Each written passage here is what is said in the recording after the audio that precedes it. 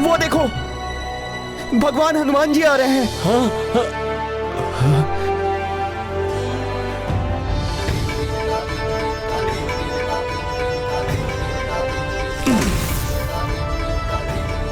प्रणाम हनुमान जी।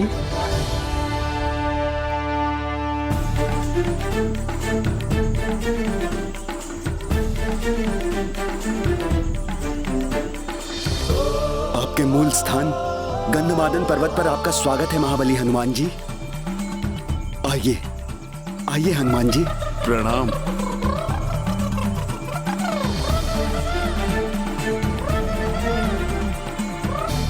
हनुमान जी, अपना ये स्थान ग्रहण कीजिए।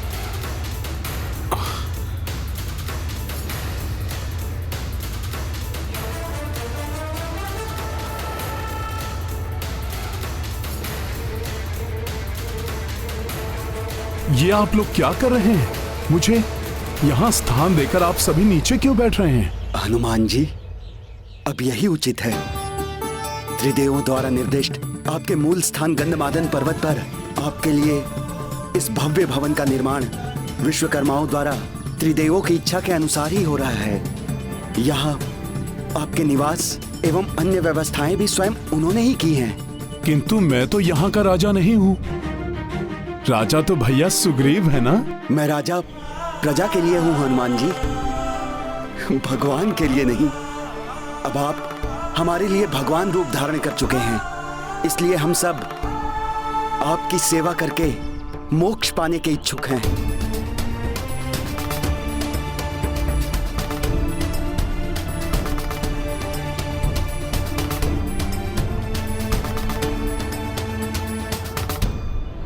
भगवान हनुमान की, संकट मोचन हनुमान की।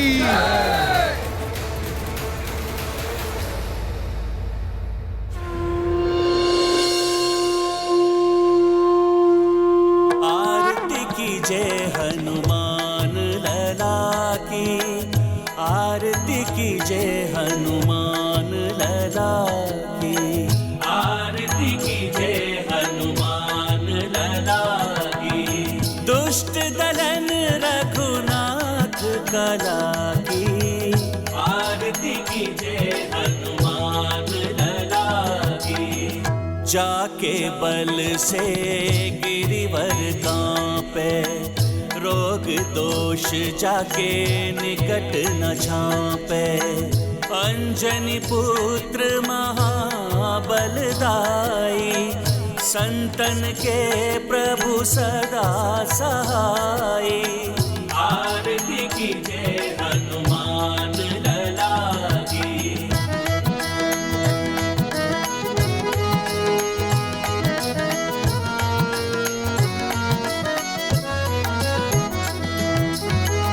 देबीरा रघुनाथ पठाए, लंका जारी सिय सुधिलाए। लंका सो फुट समुद्र सिखाई, जात बहन सुत पार न जाई। लंका जारी असुर संहारे, सिया राम जी के काज सवारे। आरती कीजिए हनुमान लला की, आरती कीजिए हनुमान लला की।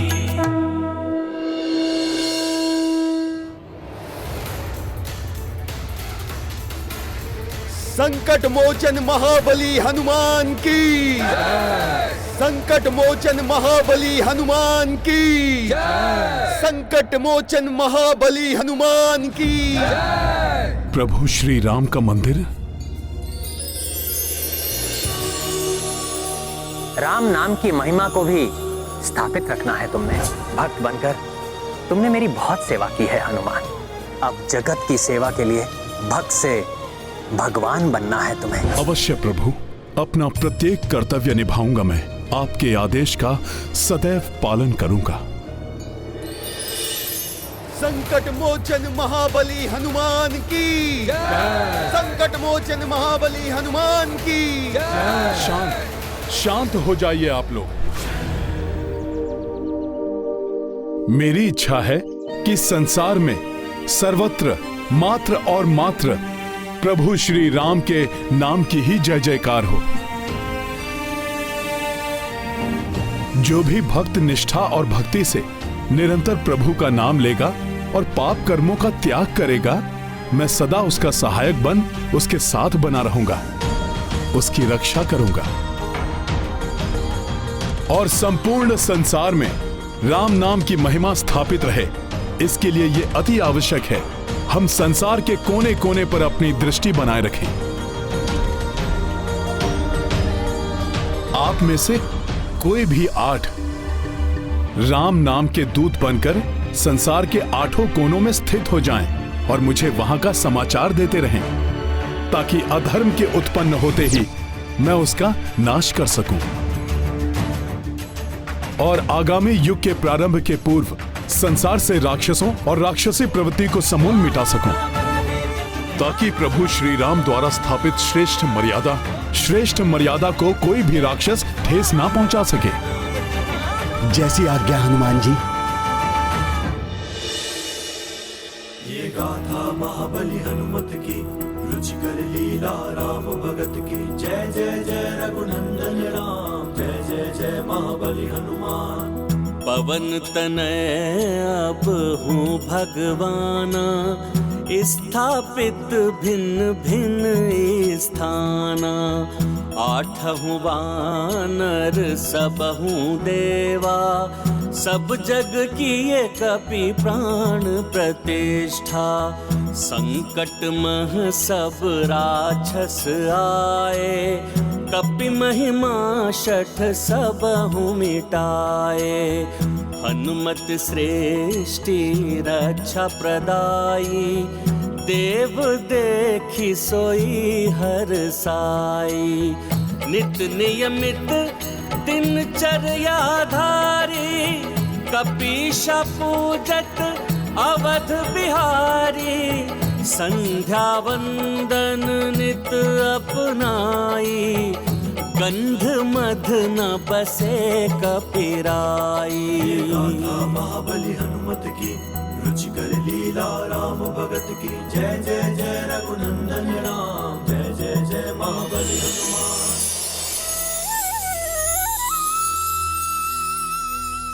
अब जब द्वापर युग का प्रारंभ हो गया है, प्रभु श्री हरि के आगामी अवतार की सहायता के लिए हनुमान की पुनः आवश्यकता होगी। अब द्वापर युग के आरंभ के साथ ही हनुमान के लिए पुनः प्रसन्नता का अवसर आने वाला है।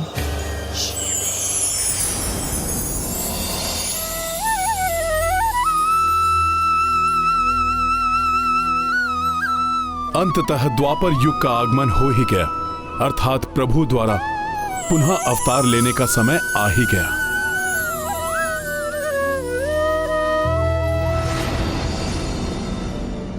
ये मुझे विचित्र सा आभास क्यों हो रहा है? जैसे कुछ विशेष होने को है, जैसे कि मुझे कुछ विशेष करना है। ओम नमः शिवाय। शिव जी के मंत्र का जाप। ओम नमः शिवाय।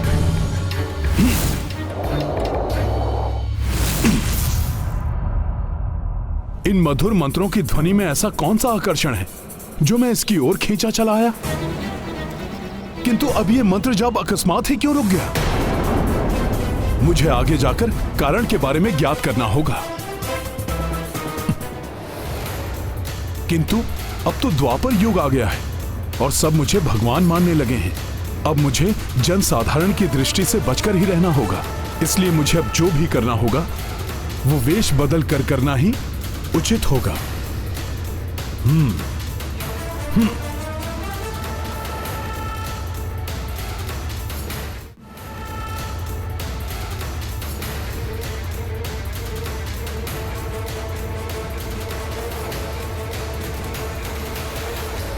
अवश्य ही यहां मैं कुछ विशेष कार्य करने हेतु आने के लिए प्रेरित हुआ हूं। अब प्रभु ही मेरा मार्गदर्शन करेंगे कि वो विशेष कार्य है क्या।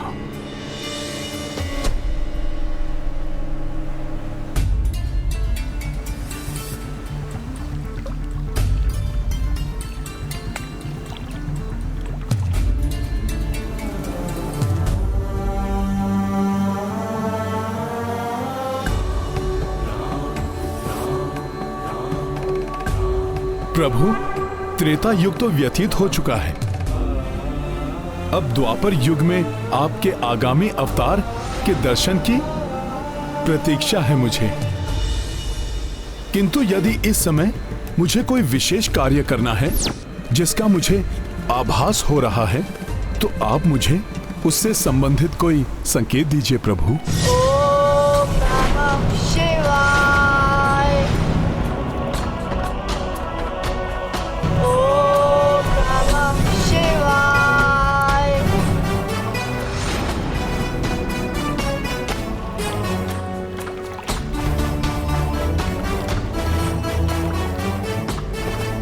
ये नन्हा बालक प्रतीत होता है कि बड़ा ही शिव भक्त है ये बालक।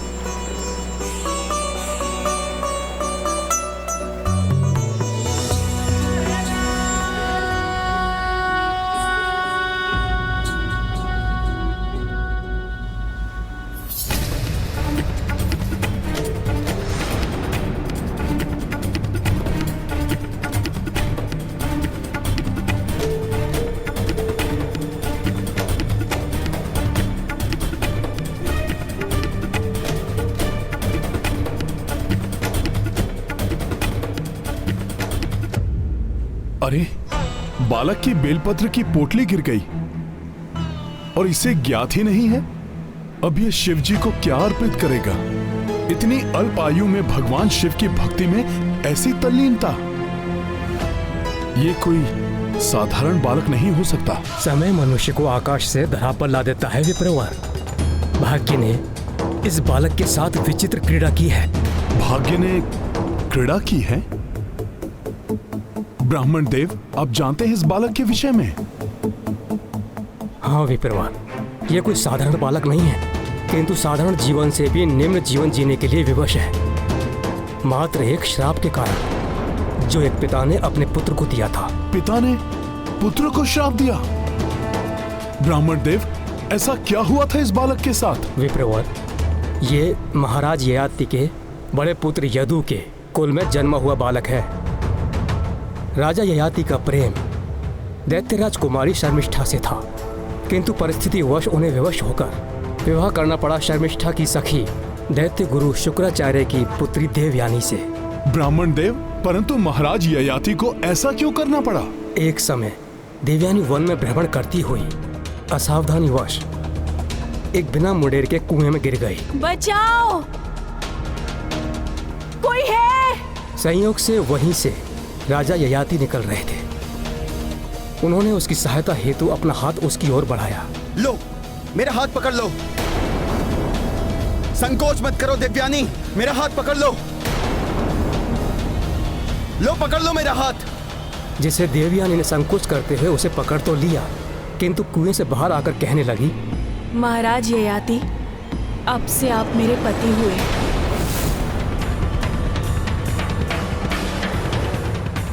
ये तुम क्या कह रही हो देवयानी? यही सत्य है महाराज। मैंने प्रण लिया था, जो भी प्रथम पुरुष मुझे स्पर्श करेगा वही मेरा पति होगा।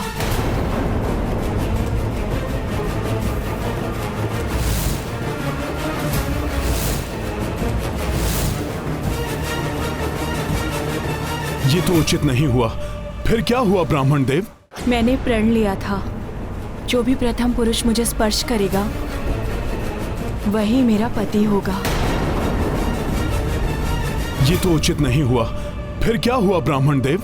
होना क्या था, शुक्राचार्य के बहस से विवश होकर राजा ययाति को देवयानी के साथ विवाह करना पड़ा, किंतु मन ही मन वो शर्मिष्ठा से ही प्रेम करते थे, जिसकी भनक देवयानी को लग गई। तो वो ईर्ष्या की अग्नि में जलती हुई अपने पिता शुक्राचार्य के प्रभाव से अपनी ही सखी को दासी बना लिया और विवाह के पश्चात उसे ययाति के राजभवन में ले आई।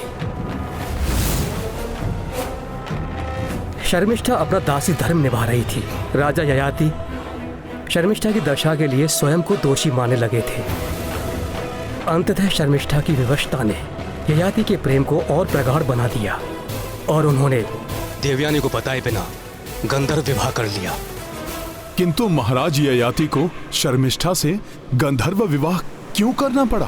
देवयानी के पिता शुक्राचार्य के भय से, किंतु आगे वही हुआ जिसका भय था। जब देवयानी को उन दोनों के विवाह के बारे में ज्ञात हुआ तो क्रोधित होकर उसने अपने पिता से ययाति और शर्मिष्ठा के बारे में सब बता दिया। फिर शुक्राचार्य कुपित हो उठे और तत्काल ही वहां राजा ययाति को श्राप देने पहुंच गए। ययाति,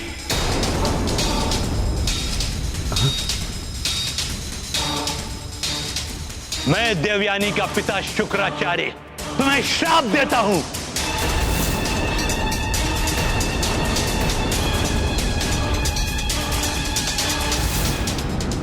जिस यौवन के मद में चूर होकर एक पत्नी होते हुए भी तुमने दूसरा विवाह किया, वो यौवन तुम्हारा समाप्त हो जाएगा। तुम वृद्ध हो जाओगे।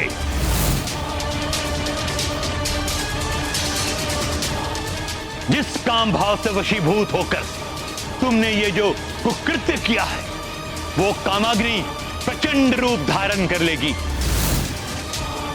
तुम्हारी देह उसका शमन करने में असमर्थ हो जाएगी। नहीं नहीं दैत्य गुरु, नहीं नहीं दैत्य गुरु, नहीं नहीं दैत्य गुरु, नहीं नहीं।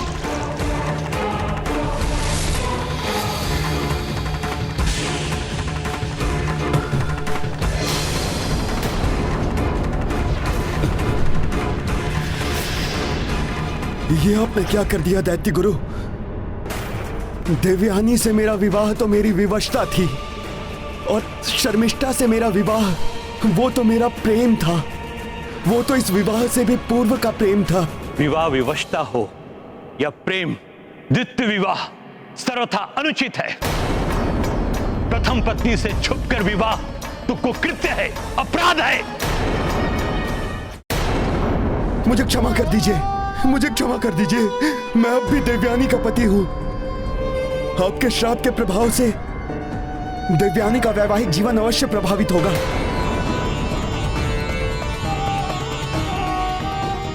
क्षमा करे दैत्य गुरु, मुझे क्षमा करे।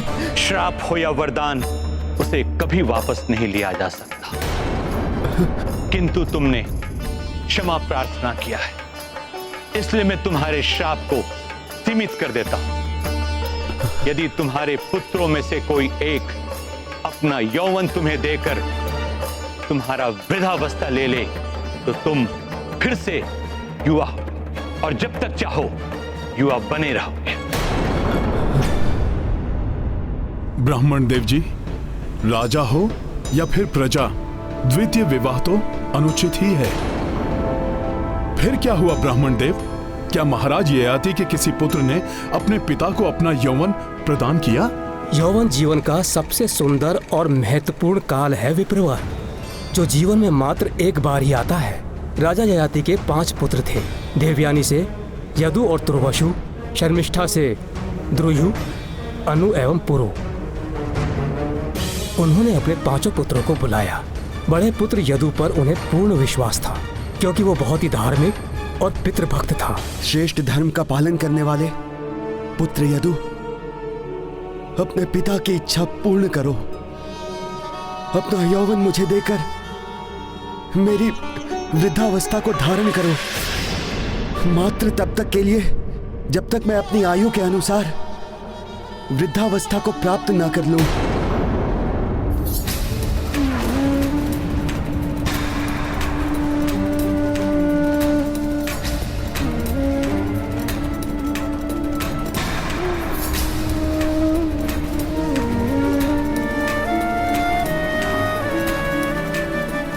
तुम पुत्र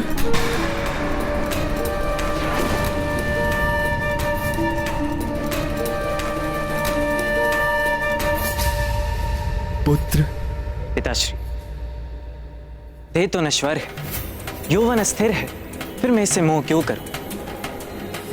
मेरा ये जीवन आपका ही दिया गया है। यदि मेरा ये यौवन किसी प्रकार आपके काम आ सके तो मैं स्वयं को भाग्यशाली समझूं।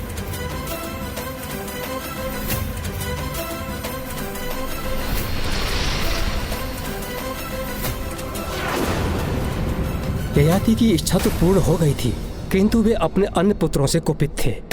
उनका वह कोप अपने उन पुत्रों पर श्राप बनकर टूट पड़ा। मैं ययाति ये विधान करता हूं कि जब मैं अपने अनुज पुत्र पुरु को उसका यौवन लौटाऊंगा, तब वही मेरे राज सत्ता का उत्तराधिकारी होगा। किंतु मेरे अन्य पुत्र जिन्होंने अपने पिता के साथ कृतज्ञता की है, उन्हें मेरा श्राप है, वे राज सत्ता से सदैव पृथक रहेंगे, सदैव निर्धनता और पतन के अंधकार में घिरे रहेंगे। विशेष रूप से मेरा ज्येष्ठ पुत्र यदु, तुमने मेरे विश्वास को तोड़ा है। तुम्हारा वंश सदैव पतन की ओर अग्रसर रहेगा। ये महान यदुवंश जिसमें स्वयं प्रभु का अवतार होने वाला है, वो वंश ही श्रापित हो गया। ये तो अनर्थ है। ये गाथा है धर्म के सम्मान की, सब सुधि जन देखे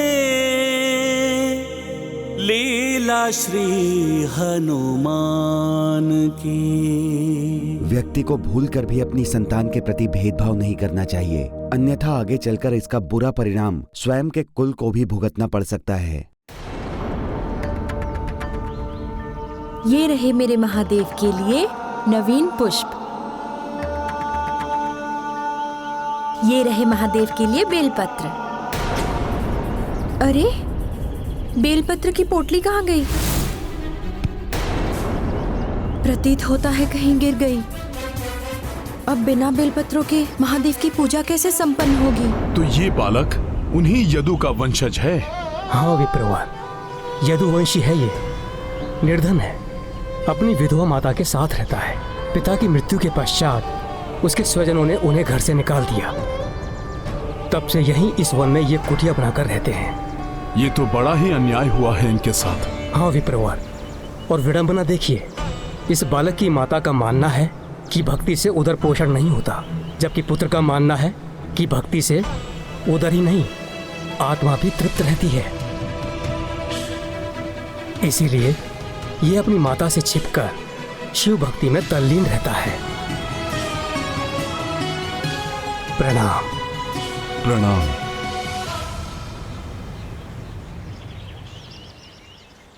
यदि इस बालक की भक्ति में इतनी निष्ठा है, तो मुझे ये बेलपत्र उसे देने जाना ही होगा, अन्यथा उस नन्हे भक्त को पुनः बेलपत्र लाने के लिए श्रम करना होगा।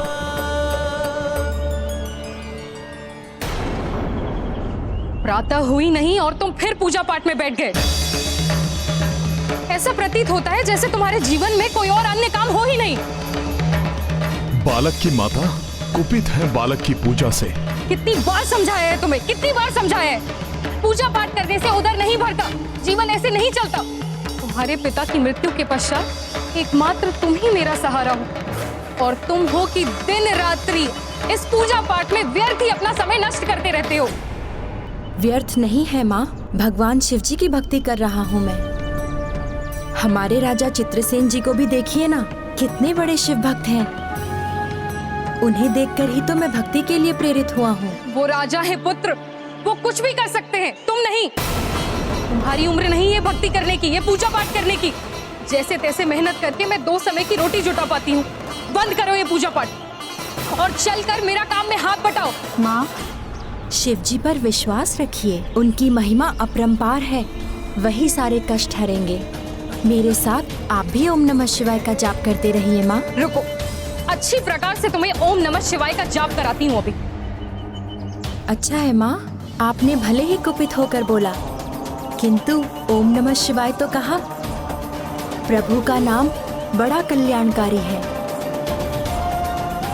किसी भी दशा में बोलो, मेरे भोलेनाथ प्रसन्न हो जाते हैं। ओम नमः शिवाय बोल बोल कर मुझे सता रहे हो ना तुम। पाप लगेगा तुम्हें। नहीं माँ, पुण्य मिलेगा।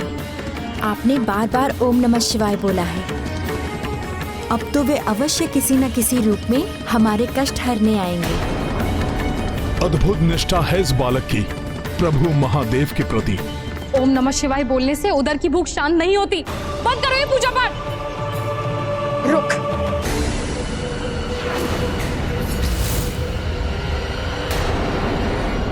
ये शिवलिंग ही सारे कष्टों की जड़ है।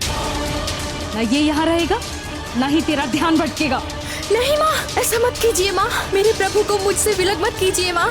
उनकी भक्ति ही मेरा जीवन है। नहीं, आज मैं इस शिवलिंग को कुएं में डाल दूं, जिससे तुम पुनः इसे दोबारा निकाल ना सको। नहीं माँ, ऐसा मत कीजिए माँ। इन्हें वापस रख दीजिए माँ। हट जा मेरे रास्ते से। नहीं माँ, इन्हें वापस रख दीजिए माँ। नहीं, नहीं महादेव।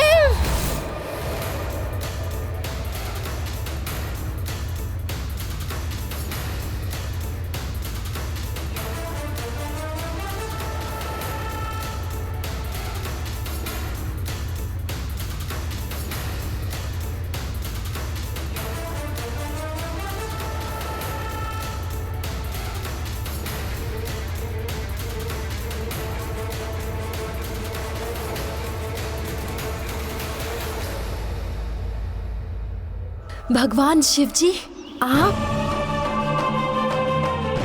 मुझे विश्वास था कि मेरे महादेव किसी न किसी रूप में अवश्य आएंगे।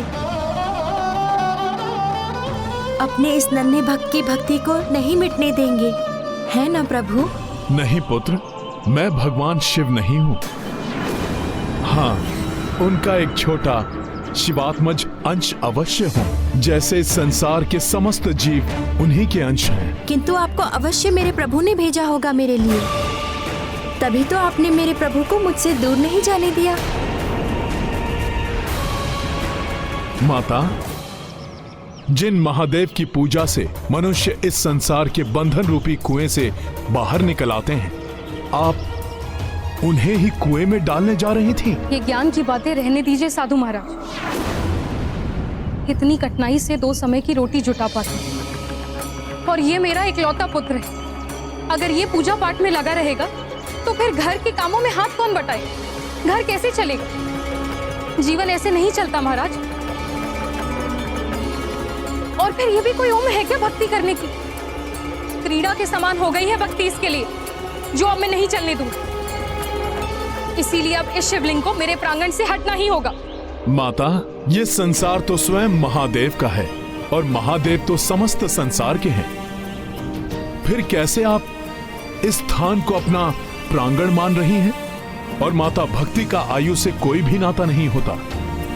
यदि ऐसा होता तो भक्त प्रहलाद और भक्त ध्रुव को बाल्यावस्था में ही भगवान के दर्शन नहीं हुए होते। ये शास्त्रों का ज्ञान बड़े राजा महाराजाओं से जुड़ा हुआ है साधु महाराज। हम निर्धनों के साथ ऐसा नहीं होता। ये शिक्षा प्राप्त करेगा, कुछ काम करेगा, तभी तो हमारा जीवन चलेगा।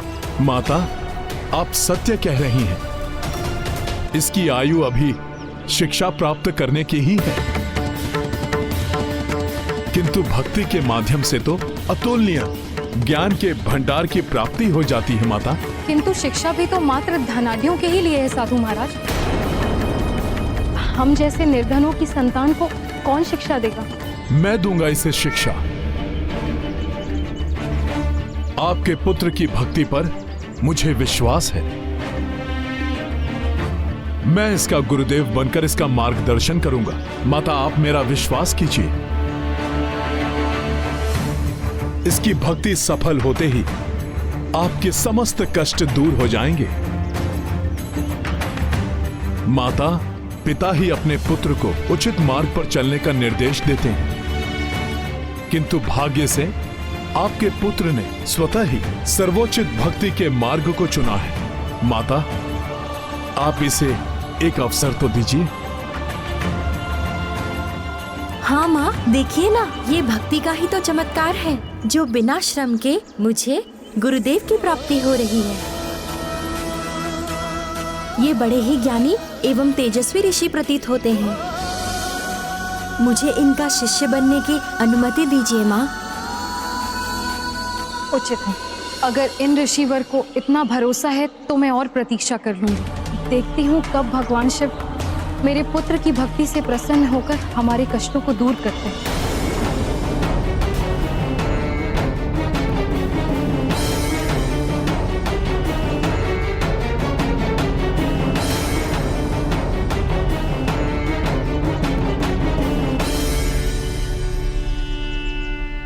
गुरुदेव, आपने मेरे प्रभु को मुझसे दूर होने से बचा लिया। आप मेरे लिए भगवान बनकर आए हैं। मुझे आप अपनी शरण में ले लीजिए गुरुदेव। पुत्र, क्या नाम है तुम्हारा?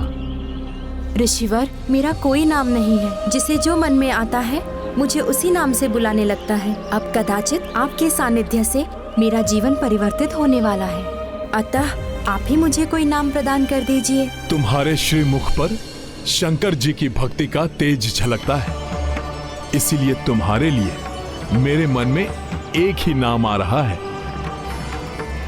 श्रीकर। श्रीकर?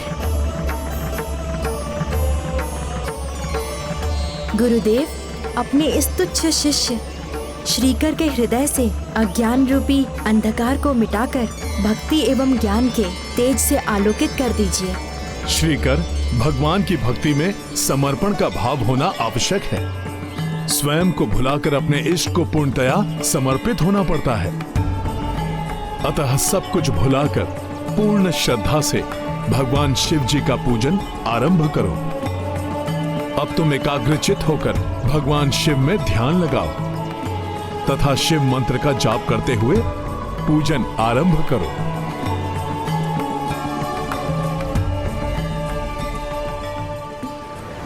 ओम नमः शिवाय, ओम नमः शिवाय, ओम नमः शिवाय। अंजनी सुत श्रीकर निर्देशा, किए शिव पूजन शिव अभिषेका। सुवासित चंदन लेप लगाए, बेल पत्र अरु सुमन चढ़ाए। बहुत अच्छे श्रीकर, अब तुम शीघ्र ही भक्ति की पराकाष्ठा को स्पर्श कर लोगे। ओम नमः शिवाय, ओम नमः शिवाय, ओम नमः शिवाय, ओम नमः शिवाय। धन्य है हनुमान, जो स्वयं भक्ति के श्रेष्ठतम शिखर पर पहुंचकर भगवान की श्रेणी प्राप्त कर चुके और अब इस नन्हे भक्त को भी भक्ति की पराकाष्ठा पर पहुंचा रहे हैं। देवी, जिसे सच्चा गुरु मिल जाए उस शिष्य का उद्धार हो ही जाता है, और फिर जिस पर हनुमान की कृपा हो जाए उसका तो बेड़ा पार होना निश्चित ही है। बालक शिव जपे दिन बिसराई, सो किंतु माता नहीं भाई। हनुमत जिस पे कृपा लावे, सो भव सागर से तर जावे। हे विधाता, इस अभागी माँ के भाग्य में इतने दुख क्यों लिख दिए हैं आपने? पति ने साथ छोड़ दिया, एक पुत्र मिला, वो भी किसी योग्य नहीं, दिन रात मात्र भक्ति में ही डूबा रहता है। हे प्रभु, इस दुखियारी की और कितनी परीक्षा लेंगे आप?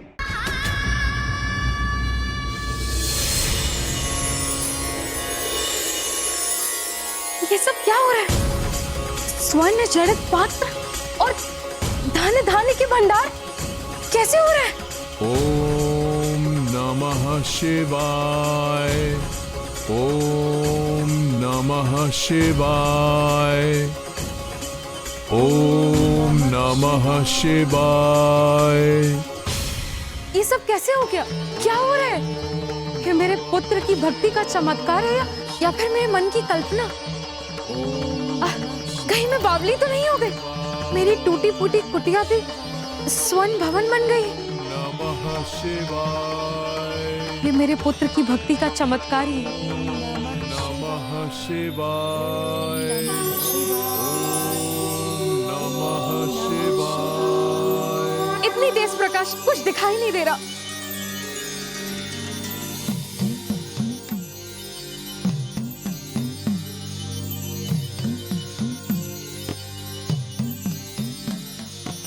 उठो पुत्र श्रीकर।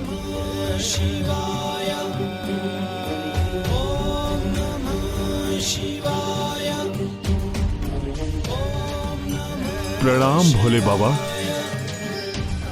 प्रभु, सुना था आपके दर्शन के लिए वर्षों घोर तप करना पड़ता है, किंतु आपने तो मुझे इतने शीघ्र दर्शन दे दिए।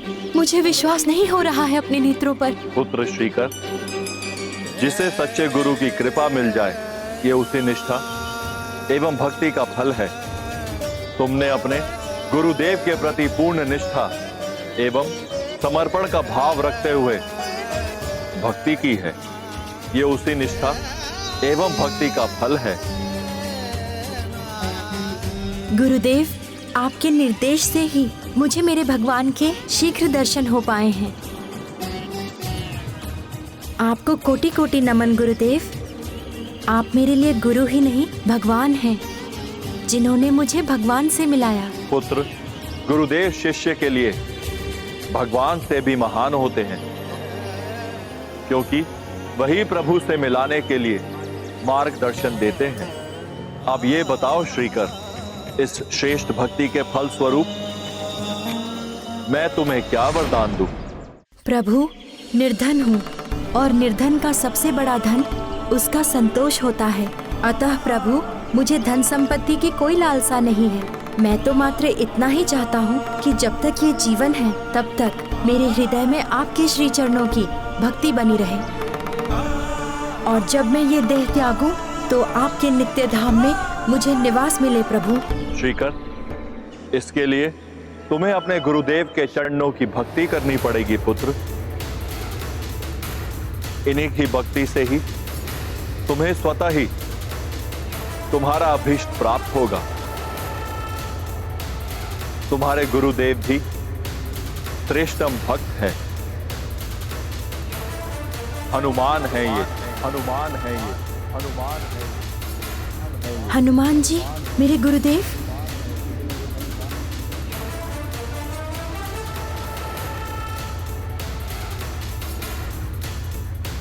प्रणाम गुरुदेव हनुमान जी।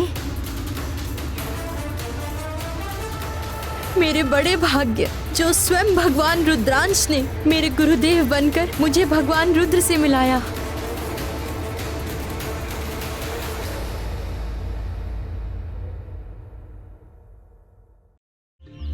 ये तुम्हारी निश्चल भक्ति का फल है पुत्र।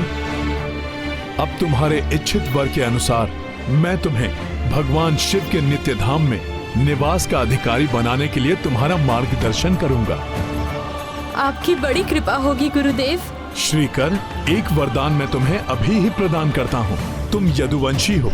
यदु और उनके वंशजों को यदु के पिता ने निर्धनता श्राप दिया था। मेरा ज्येष्ठ पुत्र यदु, तुमने मेरे विश्वास को तोड़ा है। तुम्हारा वंश सदैव पतन की ओर अग्रसर रहेगा, सदैव निर्धनता और पतन के अंधकार में घिरे रहेंगे। किंतु तुम्हारी श्रेष्ठ भक्ति ने उस श्राप का शमन कर दिया है। मेरा वरदान है तुम्हें, एक दिन तुम्हारे ही कुल में स्वयं भगवान नारायण ही अवतार लेंगे और तुम्हारे कुल का गौरव बढ़ाएंगे। हे प्रभु हनुमान, हे महादेव, आप दोनों की दया दृष्टि सदैव इस तुच्छ भक्त पर बनी रहे। इससे अधिक और कोई अभिलाषा नहीं है मेरी। आप दोनों की कृपा से मेरे कुल पर लगा हुआ श्राप मिट गया। आपको कोटि कोटि धन्यवाद प्रभु। मेरा आशीर्वाद सदैव तुम्हारे साथ है पुत्र। भविष्य में तुम्हारे कुल में भगवान विष्णु श्री कृष्ण के रूप में अवतार धारण करेंगे और अधर्म का नाश करके धर्म की स्थापना करेंगे। प्रणाम मेरे प्रभु महादेव। प्रणाम महादेव।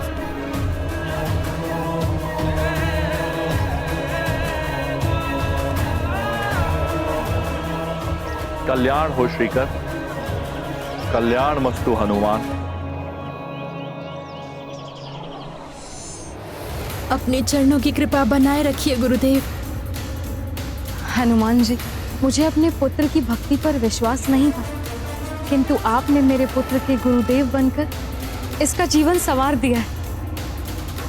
उद्धार कर दिया आपने मेरे पुत्र का। आपको कोटि कोटि प्रणाम। प्रणाम। कल्याण हो।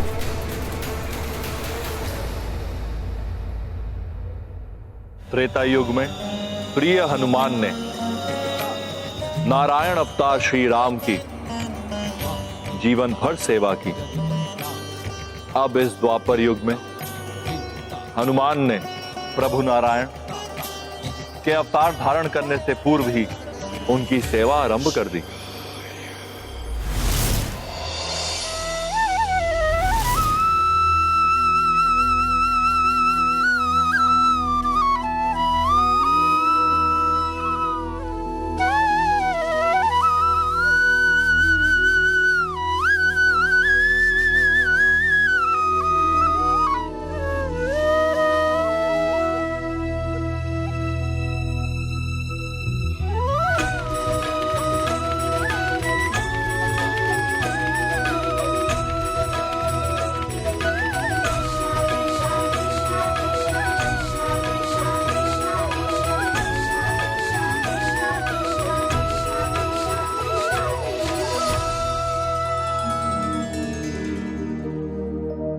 ये गाथा है धर्म के सम्मान की, सब सुधि जन देखे लीला श्री हनुमान की। प्रभु, महाबली हनुमान ने द्वापर युग में आपके अवतार का कुल कैसे निर्धारित किया था? उसी बालक श्रीकर के यदुकुल में मेरा जन्म हुआ।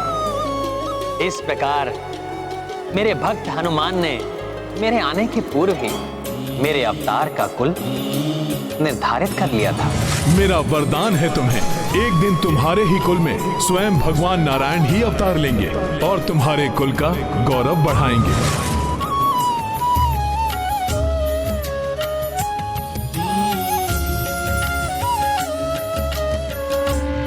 यही नहीं, मेरी बाल्यावस्था की एक प्रमुख घटना की नींव भी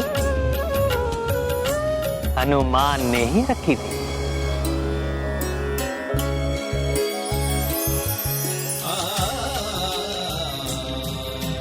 हे बंसीधर, आपके भक्त हनुमान ने यदुकुल में आपके जन्म के मार्ग को तो प्रशस्त किया, किंतु वो घटना क्या थी जिसकी नींव हनुमान ने रखी थी?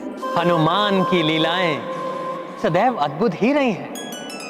मेरी बाल्य अवस्था की वो मनोहारिक घटना गोकुल में ही घटित हुई थी। स्वामी, आपके गोकुल में घटित हुई बाल्यावस्था की तो अनेकों मनोहारी लीलाएं हैं, किंतु हनुमान के सहयोग से कौन सी वो लीला थी? जग प्रसिद्ध है वो लीला, आप सबको भी स्मरण होगा। जब गोकुल में मैंने प्रकृति पूजा के प्रतीक रूप में गोवर्धन पर्वत की पूजा करवाई थी, जिससे देवराज इंद्र कुपित हो उठे थे। उन्होंने मूसलाधार वर्षा आरंभ करवा दी थी। उस विनाशकारी वर्षा से ब्रिजवासियों को बचाने के लिए मैंने गोवर्धन पर्वत को उठा लिया था।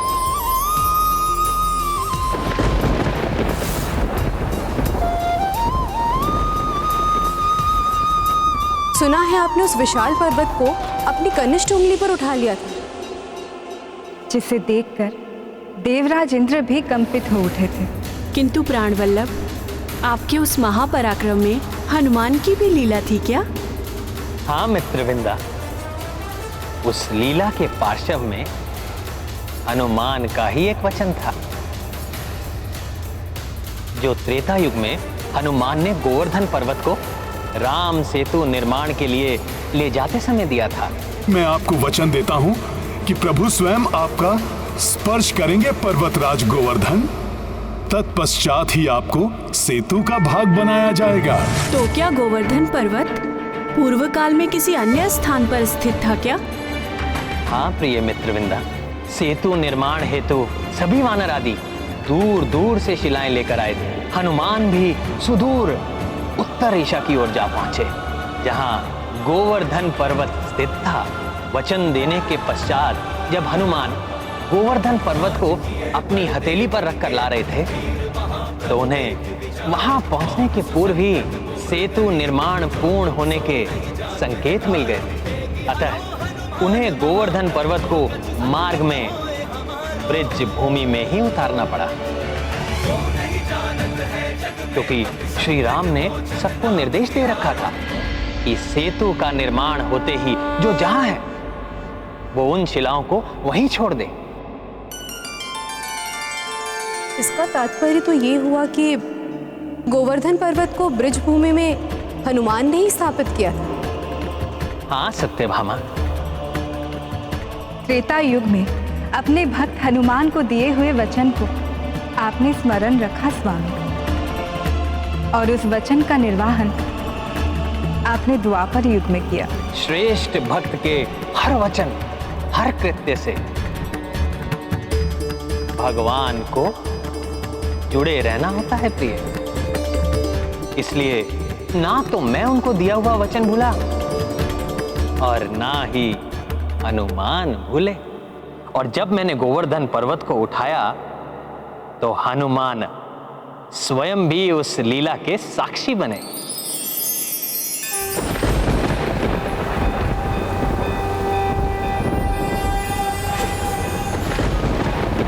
अंगुल पे गोवर्धन को उठाया, हे कृष्ण नारायण वासुदेवा। इंद्र के कोप से ब्रज को बचाया, हे कृष्ण नारायण वासुदेवा। पूतना मारी त्रिणासुर को मारा, बालपन में ही ये पराक्रम दिखाया। माखन के संग ब्रज का उर भी चुराया, हे कृष्ण नारायण वासुदेवा।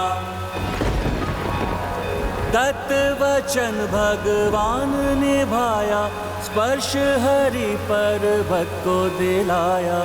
धन्य प्रभु राम जय जय कन्हैया, हे कृष्ण नारायण वासुदेवा।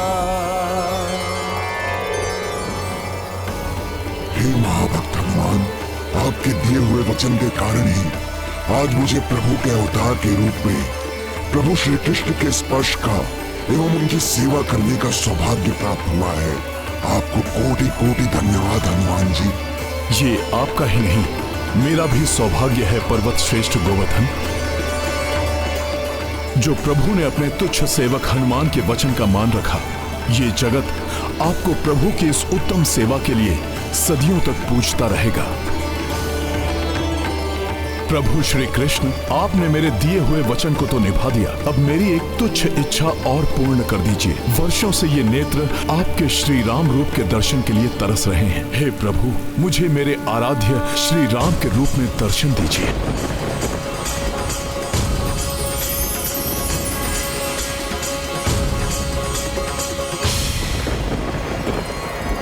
मेरे प्रभु, मेरे श्री राम। मेरे भोले भाले भक्त हनुमान ने निरंतर 7 दिवस तक, जब तक मैं गोवर्धन पर्वत को उठाए रहा, तब तक हनुमान मूसलाधार वर्षा में ही वहीं स्थित रहकर मुझे भक्ति पूर्वक निहारते रहे। इतना ही नहीं, द्वापर युग में भी हनुमान धर्म संस्थापन एवं भक्तों की सहायता आदि कार्य सतत करते रहे। महाभारत युद्ध के विजेताओं को भी युद्ध के पूर्व योग्य एवं अधिक शक्तिशाली बनाने वाले हनुमान ही थे। जब कभी उन्हें शक्ति के अहंकार ने घेरा तो उन्हें उचित मार्ग हनुमान ने ही दिखाया। महाभारत के विजेता अर्थात पांडव बंधु। हाँ प्रिय, मेरे फुफेरे भाई पांडव, उन्हीं के विषय में कह रहा हूं मैं। सर्वप्रथम हनुमान के दर्शन देवराज इंद्र के अंश अर्जुन को हुए थे,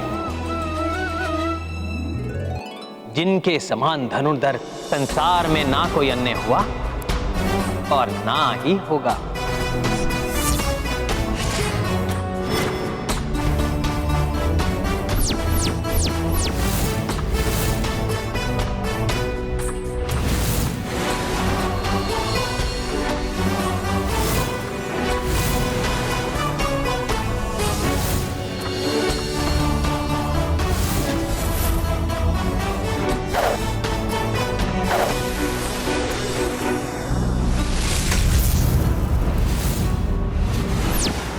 अर्जुन, जो सभ्य साची है, अचूक लक्ष्य भेदन, मात्र लक्ष्य पर ही जिनकी दृष्टि केंद्रित रहती है, शब्द भेदी बाण चलाने में सिद्ध हस्त हैं जो।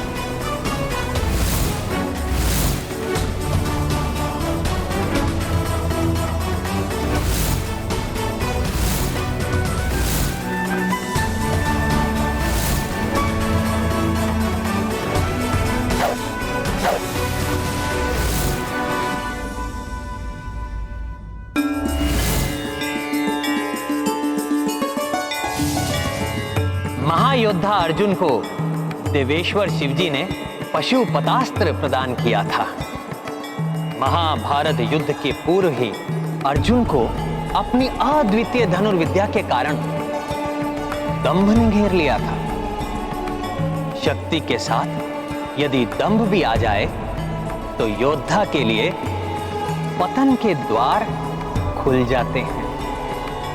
अतः अर्जुन के दम्भ को चूर करने के लिए हनुमान को ही सामने आना पड़ा था। तो क्या हनुमान अर्जुन जैसे महायोद्धा के दंभ को तोड़ पाए?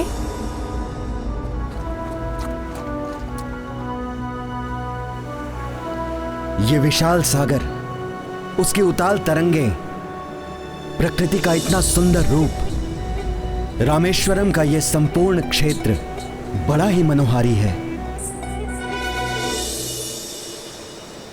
एक बार अर्जुन देश भ्रमण करते हुए रामेश्वरम तीर्थ पहुंच गए थे। संजोग से हनुमान भी वहां उपस्थित थे।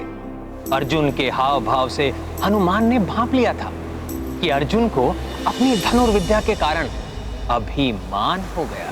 अच्छा, तो ये है श्री राम का सेतु, जिसे उन्होंने वानरों की सहायता से बनवाया था। किंतु श्री राम तो बड़े धनुर्धारी थे, फिर उन्होंने सहस्त्रों वानरों को इतना कष्ट क्यों दिया? यदि मैं होता तो कुछ ही क्षणों में अपने बाणों से एक सुदृढ़ सेतु का निर्माण करता। अर्जुन जैसे योद्धा की वाणी में ऐसा अभिमान? योद्धा तो तभी विजेता होता है जब शक्ति के साथ साथ उसके व्यवहार में विनम्रता हो, अन्यथा दंभ उसे पतन के अंधकार में धकेल देता है। अर्जुन को भविष्य में प्रभु श्री कृष्ण के साथ मिलकर धर्म की स्थापना के लिए कार्य करना है। इसके लिए इन्हें दंभ के विकार से मुक्त करना ही होगा।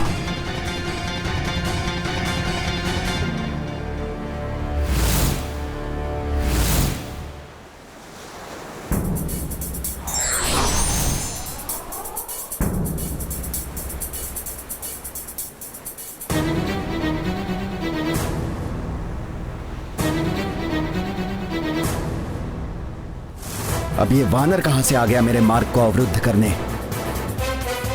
क्षमा करें, आप तो बड़े योद्धा प्रतीत हो रहे हैं। जो आपने अभी कहा, क्या वो सत्य है? मैंने? तुमने क्या सुना मेरे मुख से? आप अभी कह रहे थे ना कि आप अपने बाणों से सेतु बना देते हैं। हाँ, ऐसा कर सकता हूं मैं। नहीं नहीं, मुझे विश्वास नहीं है कि आप ऐसा कर पाएंगे। हाँ, पांडुपुत्र धनुर्धारी अर्जुन ही कदाचित ऐसा कर सकते हैं। वो महायोद्धा हैं, सर्वश्रेष्ठ धनुर्धर हैं वो। मैं ही सर्वश्रेष्ठ धनुर्धर अर्जुन हूं। आप अर्जुन हैं, 5 पांडवों में से एक।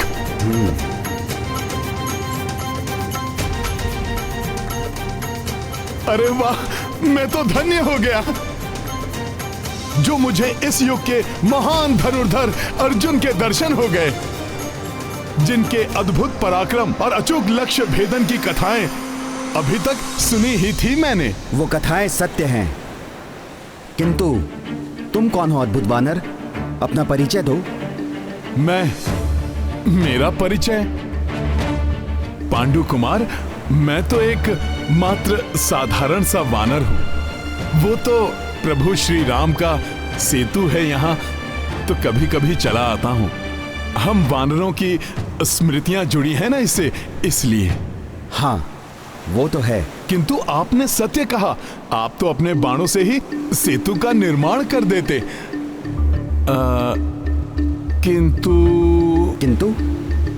किंतु क्या? क्या तुम्हें कोई संदेह है? मेरी धनुर्विद्या पर? नहीं नहीं नहीं, आप तो रामेश्वर महादेव के दर्शन हेतु जा रहे थे ना? आप जाइए। किंतु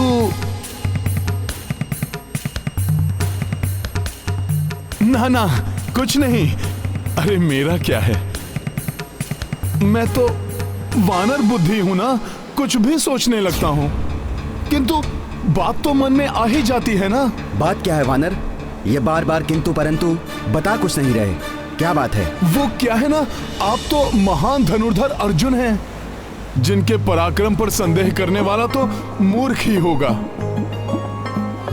किंतु मैं मूढ़ बुद्धि वानर, मेरे मन में। तुम्हें कोई आशंका है तो कह दो वानर। आशंका? वैसे सत्य है कि आप सर्वश्रेष्ठ धनुर्धर अर्जुन हैं। आप तो बाणों से सेतु का भी निर्माण कर सकते हैं। किंतु क्या वो सेतु सहस्त्रों वानरों का भार सहने योग्य होता? अच्छा, तो मेरे सर संचालन पर संदेह है तुम्हें? क्षमा क्षमा पांडु कुमार, क्षमा। मैं मूढ़ बुद्धि भला अर्जुन जैसे महायोद्धा के शर संचालन पर मैं संदेह करने लगा। मैं ये दुस्साहस कैसे कर सकता हूं? किंतु आशंकाएं तो मन में उमड़ घुमड़ करती ही रहती हैं ना। फिर भी मुझे आपकी बात पर विश्वास है कि आप अर्जुन ही हैं, और मुझे कोई प्रमाण नहीं चाहिए कि आपके बाणों में ऐसी शक्ति है कि उनसे बनाया हुआ सेतु सहस्त्र वानरों का भार सहने की क्षमता वाला होता है या फिर नहीं। मेरे बाणों से बनाया गया सेतु तुम जैसे सहस्त्र वानरों का भार ही नहीं, बल्कि उनकी उछल कूद भी सहन कर लेता। हाँ हाँ, क्यों नहीं, आपने कहा तो मैं मान ही लेता हूं। वैसे प्रमाणित करने की तो कोई भी आवश्यकता नहीं है। नहीं नहीं, प्रमाण भी दे सकता हूं मैं, यहीं इसी सागर तट पर। नहीं नहीं नहीं, किंतु अच्छा, उचित है। मन तो बड़ा ही जिज्ञासु होता है ना। अब आप जैसे महायोद्धा के शर संचालन को देखने का लोभ कैसे संवरण कर सकता हूं मैं? क्या सत्य में ही आप कर पाएंगे ऐसा? हाँ हाँ, देखो, अभी कुछ ही क्षणों में मैं तुम्हारे नेत्रों के समक्ष ही इस सागर तट पर अपने बाणों से एक सुदृढ़ सेतु का निर्माण करूंगा। मैं तुम्हारे नेत्रों के समक्ष ही इस सागर तट पर अपने बाणों से एक सुदृढ़ सेतु का निर्माण करूंगा। अभिमान मस्तिष्क का ऐसा विकार है जो नेत्र होते हुए भी मनुष्य की देखने की शक्ति को विकृत कर देता है। उसे दिखाई नहीं देता कि उसे चुनौती देने वाला कौन है। वो स्वयं को सर्वोपरि समझने लगता है, भगवान के समकक्ष मानने लगता है स्वयं को। सत्य कहा द्वारिकाधीश। फिर अर्जुन जैसे महायोद्धा, सर्वश्रेष्ठ धनुर्धर के अभिमान को कैसे तोड़ा हनुमान ने?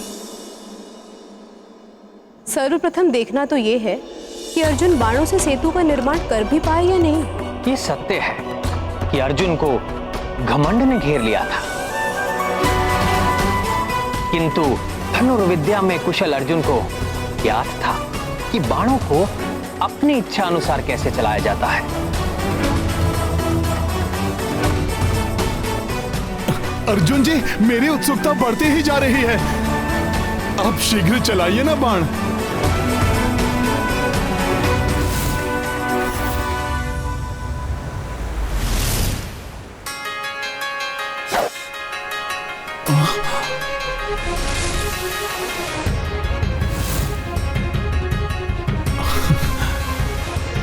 मात्र एक ही बाण? अर्जुन जी, एक एक बाण करके सेतु बनाने में तो कई मास लग जाएंगे।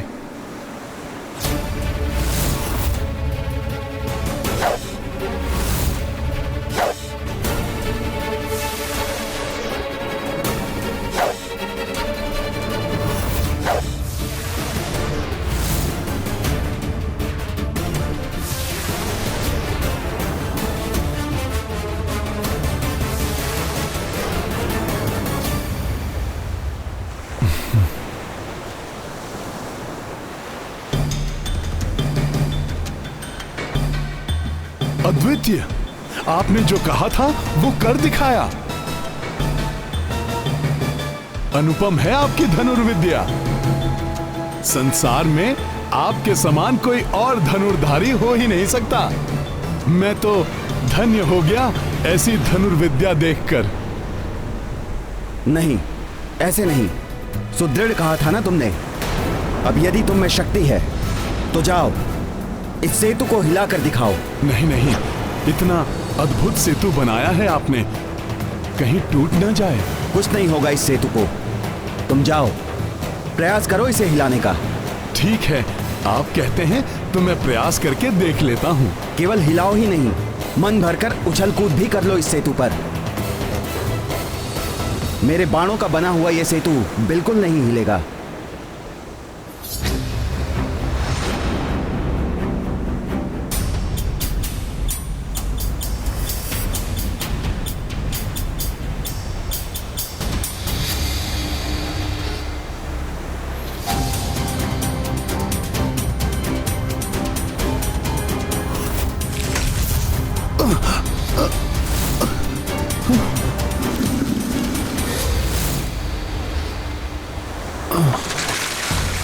आश्चर्य है, ऐसा कैसे हो गया? मेरे बाणों से बना हुआ सेतु इस वानर के स्पर्श से बिखर कैसे गया? ये गाथा है धर्म के सम्मान की, सब सुधि जन देखे लीला श्री हनुमान की। अर्जुन के महान धनुर्धर होने के दंभ रूपी विकार को समाप्त करने के लिए मुझे ये पग उठाना ही होगा।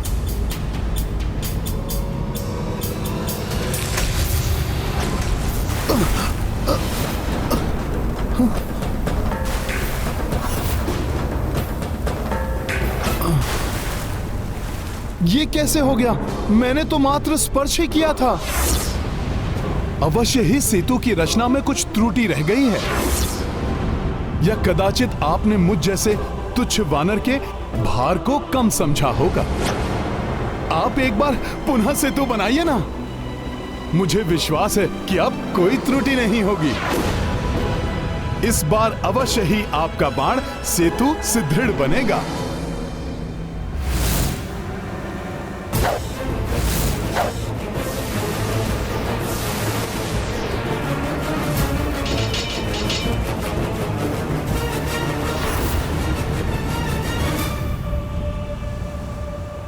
जाओ, अब जाकर देखो इस सेतु की सुदृढ़ता।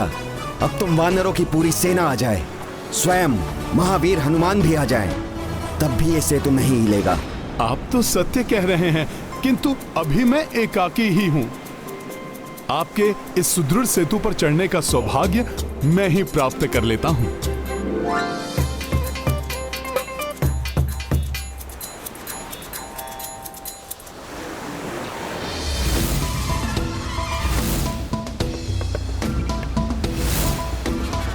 आगे बढ़ो।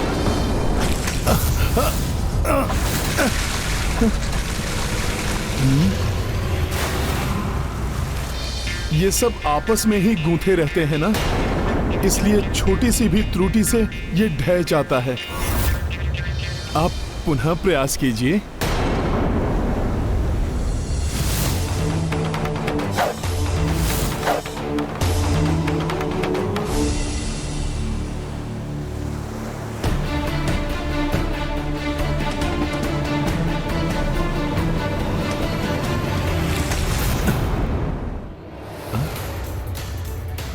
इस परीक्षण में तो सफल रहा आपका ये बाण सेतु। अब आगे का परीक्षण। अब आगे भी कुछ नहीं होगा। तुम चाहे इस पर कूदो, इस पर नृत्य करो, ये नहीं टूटेगा। अब इस पुल में कोई त्रुटि नहीं होगी।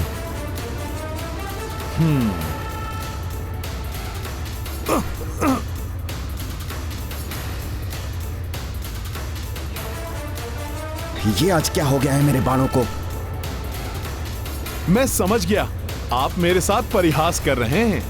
आप बना दीजिए ना सुदृढ़ सेतु। आप तो अर्जुन हैं, जग प्रसिद्ध धनुर्धर। मेरी भांति कोई साधारण वानर नहीं है आप एक बार पुनः बनाइए, ये कल्पना करके कि इस सेतु पर किसी प्रिय के प्राण टिके हुए हैं। यदि ये सेतु बीच समुद्र में टूट गया तो उसके प्राण जा सकते हैं। फिर देखिए, अवश्य ही सुदृढ़ सेतु बन जाएगा।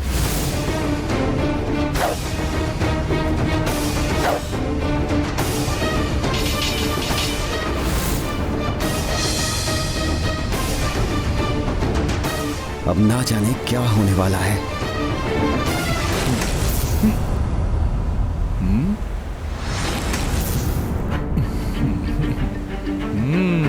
हाँ, अब नहीं टूटेगा ये सेतु।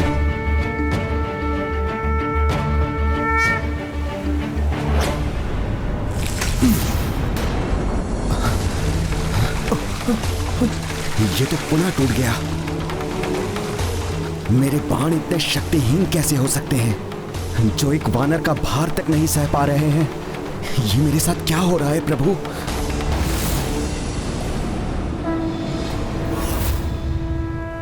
प्रभु, अर्जुन को तो अभी आपके कृष्णावतार के साथ महायुद्ध में अपना पराक्रम दिखाना है। इस प्रकार तो उनका अभिमान ही नहीं, मनोबल भी टूट जाएगा।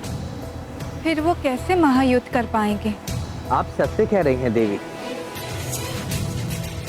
मुझे अपने भक्त हनुमान को उचित निर्देश देना होगा। ये क्या, आपके मुखड़े पर निराशा के चिन्ह? आप महायोद्धा हैं, कुंती नंदन हैं, और योद्धा तो कभी भी निराश नहीं होते। प्रयास करने वाले को ही विजयश्री की प्राप्ति होती है। आप पुनः प्रयास कीजिए। मुझे पूर्ण विश्वास है कि जो आपने कहा आप वो कर सकते हैं। गुरुदेव द्रोणाचार्य, आपकी दी हुई शिक्षा की लाज रख लीजिए, ताकि इस बार मैं असफल ना हूं। मेरे बाणों से बना सेतु धराशायी ना हो। अब अर्जुन अभिमान के विकार से मुक्त हुए हैं।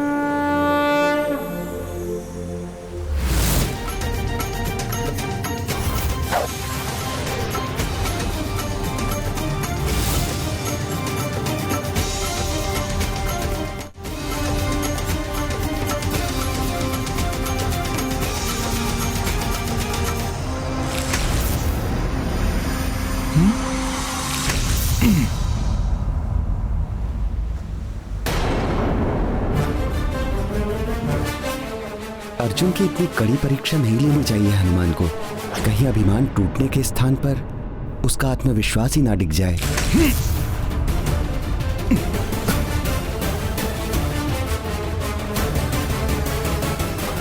सेतु हिलते हिलते अकस्मात ही स्थिर कैसे हो गया? आखिर ऐसा क्या हुआ था कि सेतु हिलते हिलते स्थिर हो गया और सेतु ने हनुमान का भार भी संभाल लिया? ऐसा सुखद आभास क्यों हो रहा है मुझे, जैसे मेरे प्रभु यहीं कहीं हैं। हे प्रभु, आप यदि यहाँ हैं तो आप ही कोई संकेत दीजिए कि अचानक ये सेतु इतना सुदृढ़ कैसे हो गया, जो मेरे कुछ भी करने पर नहीं टूट रहा। क्या हुआ? रुक क्यों गए वानर महोदय? जितनी इच्छा है उछल कूद करके देख लो। मेरे बाणों से बना हुआ ये सेतु अब नहीं टूटने वाला। अब तो विश्वास हो गया होगा ना तुम्हें कि प्रभु श्री राम की संपूर्ण सेना मेरे इस सेतु पर इस सागर को लांघ सकती थी।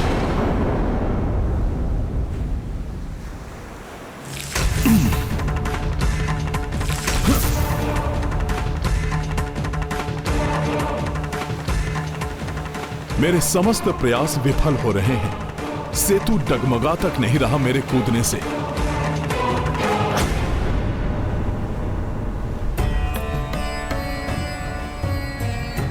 तुमने सत्य कहा था वानर। प्रयास करते रहने से सफलता अवश्य प्राप्त होती है। देखो कितने सुदृढ़ सेतु की रचना कर दी मैंने। ये सेतु मेरे भार से तो नहीं टूट रहा। मुझे थोड़ा और प्रयास कर तोड़ना चाहिए इसे, अन्यथा कहीं अर्जुन का अहंकार पुनः जागृत ना हो जाए। हाँ।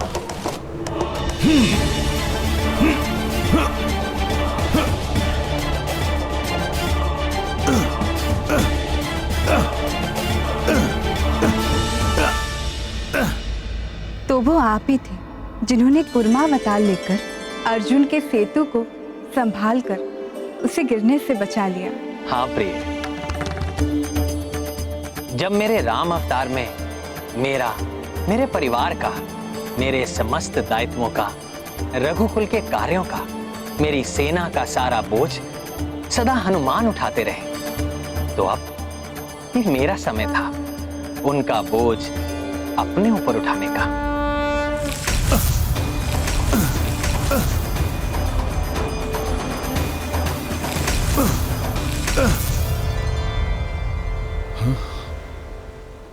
अब कितने भी उछल कूद कर लो वानर महोदय, ये सेतु नहीं टूटने वाला।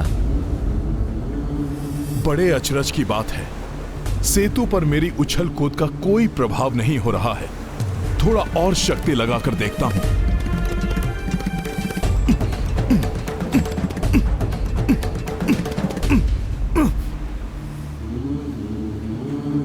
अर्जुन द्वारा रचित इस सेतु की इस दृढ़ता से तो मैं भी अचंभित हूं। क्यों? अब बोलो, क्या मेरा बना हुआ सेतु प्रभु श्री राम और उनके सैनिकों द्वारा बनाए गए सेतु से अधिक स्थिर, अधिक सुदृढ़ नहीं है? जब से मुझे प्रभु की उपस्थिति का आभास हुआ है, तभी से यह सेतु अचानक टूटने के स्थान पर अड़िग हो गया। कहीं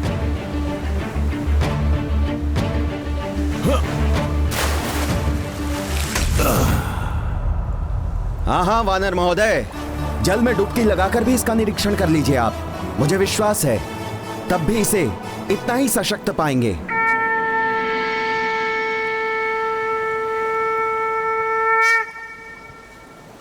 कच्छप? तो स्वयं प्रभु ने ही कच्छप रूप में पांडव श्रेष्ठ अर्जुन का सेतु अपने ऊपर संभाल रखा है।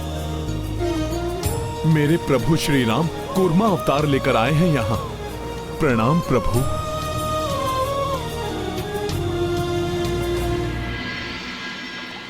कैसा मूढ़मती हूं मैं, ये मैं क्या कर बैठा। इस सेतु को तो प्रभु ने अपनी पृष्ठ पर टिका रखा है और मैं उस पर अपने संपूर्ण भार के साथ उछल कूद कर रहा था। कितना कष्ट दिया मैंने प्रभु को।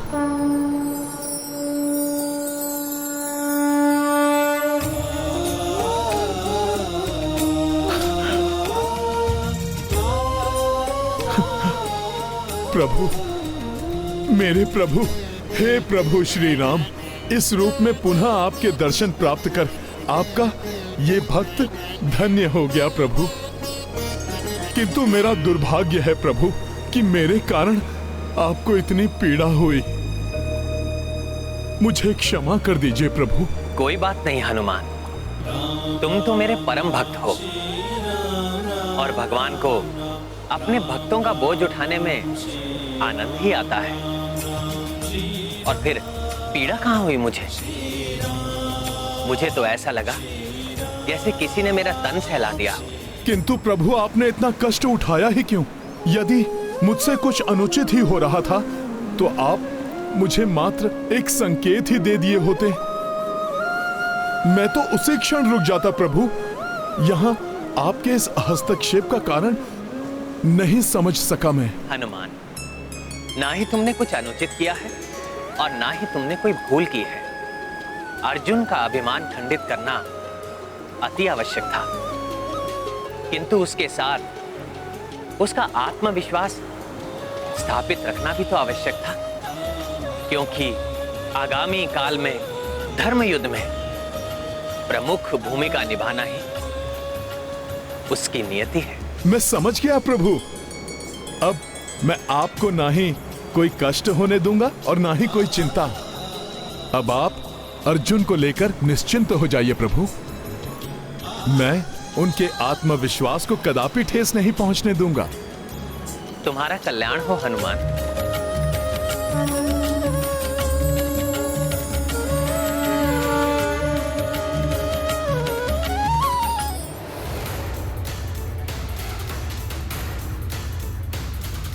प्रणाम प्रभु, मैं आपका आशय पूर्ण रूप से समझ गया हूं। दंभ विनाश का सूचक है किंतु आत्मविश्वास के बिना मनुष्य अपनी नियति को कभी नहीं पा सकता। धर्म की स्थापना के लिए अर्जुन का आत्मविश्वास स्थिर रहना अति आवश्यक है।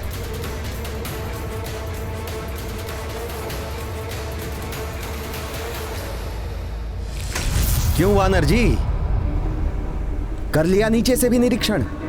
अब तो मेरे पराक्रम को लेकर तुम्हारे मन में कोई संदेह तो शेष नहीं रहा होगा ना? हाँ श्रेष्ठ धनुर्धारी महायोद्धा अर्जुन, आपने अपनी धनुर्विद्या के ज्ञान को प्रमाणित कर मेरे समस्त संदेह मिटा दिए। मैं आपका अत्यंत आभारी हूँ कि आपने मेरे जैसे एक तुच्छ वानर को संतुष्ट करने के लिए इतना श्रम किया। आभारी तो मैं भी हूँ आपका वानर महोदय, मुझे ये समझाने के लिए कि कभी कभी मेरे बाण विफल भी हो सकते हैं, इसलिए मुझे और सचेत रहने की आवश्यकता है। किंतु अंततः आप विफल नहीं हुए ना? अंत भला तो सब भला अर्जुन जी। हाँ, किंतु हमें सदा स्मरण रखना चाहिए कि आत्मविश्वास से किया हुआ कार्य हमेशा सफलता की ओर ले जाता है, तो अति विश्वास हमें संकटों के मुख में धकेल सकता है। अब आप मुझे आज्ञा दीजिए और आप जाकर रामेश्वरम महादेव के दर्शन कीजिए। मुझे विश्वास है आपके पराक्रम से प्रभावित होकर उनकी कृपा दृष्टि आप पर अवश्य पड़ेगी और उनका अंश अवश्य समय पड़ने पर जीवन में एक बार आपकी सहायता के लिए अवश्य प्रस्तुत होगा।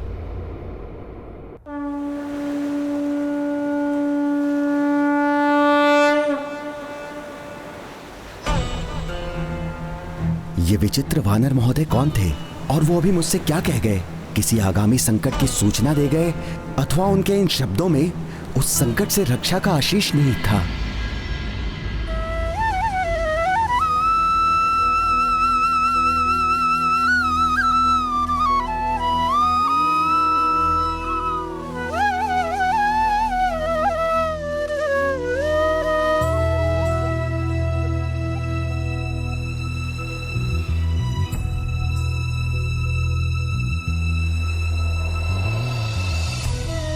प्रणाम देवकी नंदन,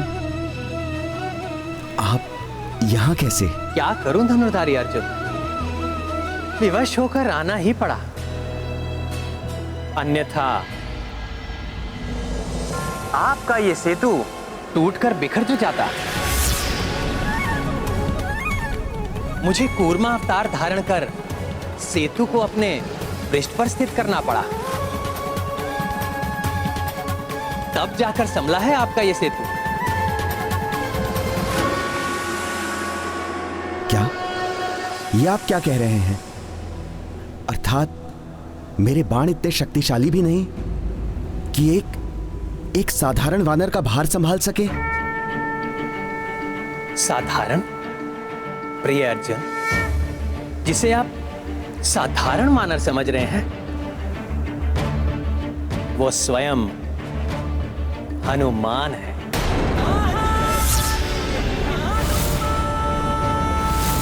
प्रभु श्री राम भक्त हनुमान? हाँ अर्जुन, आपके मन में छाए अहंकार को ही तोड़ने आए थे वो, और मेरे कहने पर यहां से चले गए, क्योंकि मैं आपके आत्मविश्वास को टूटते हुए नहीं देखना चाहता था। अहंकारवश मैं उनका वास्तविक परिचय नहीं पा सका, उनका उचित अभिवादन कर उनसे आशीष नहीं प्राप्त कर सका, मैं भगवान हनुमान को नहीं पहचान सका। हृदय छोटा मत कीजिए प्रिय अर्जुन, जहां तक कि मुझे ज्ञात है हनुमान आप सभी से पुनः अवश्य भेंट करेंगे, तब आप अपने हृदय की ये इच्छा भी पूर्ण कर लीजिएगा। प्रभु, आज मैंने हनुमान जी से विनम्रता का बहुत बड़ा पाठ सीख लिया। शक्ति तभी सुहाती है जब उसका उपयोग विनम्रता के साथ किया जाए। ये आज मैं भली भांति जान गया हूं। हे प्राण वल्लभ, तो क्या आप अर्जुन को उचित मार्ग दिखाने के बाद विनम्रता का पाठ पढ़ाने के पश्चात भी हनुमान जी उनसे पुनः मिले? हाँ देवी, मात्र अर्जुन से नहीं, इस बार वो 5 पांडव भ्राताओं से मिले, किंतु उनकी ये भेंट इस बार अर्जुन के कारण नहीं, अपितु गदाधारी महाबली भीम के कारण हुई थी।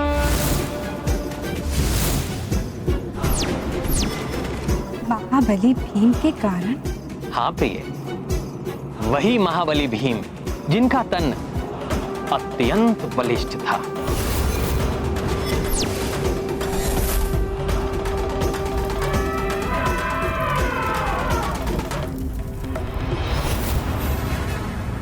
जिनके पग धरने से ही धरती थर्रा उठे।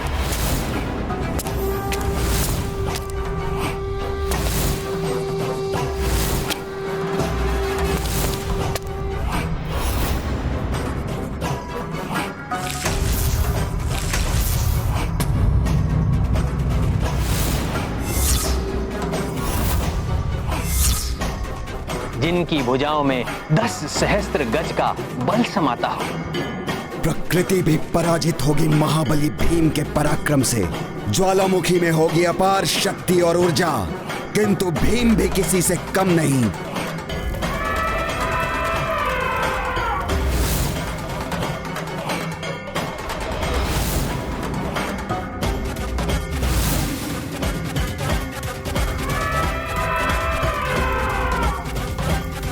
अपनी भुजाओं में उठाकर इस टीले को, इस ज्वालामुखी से रक्षा करूंगा इन निरीह प्राणियों की। प्रमाणित कर दूंगा अपने अपार बल को।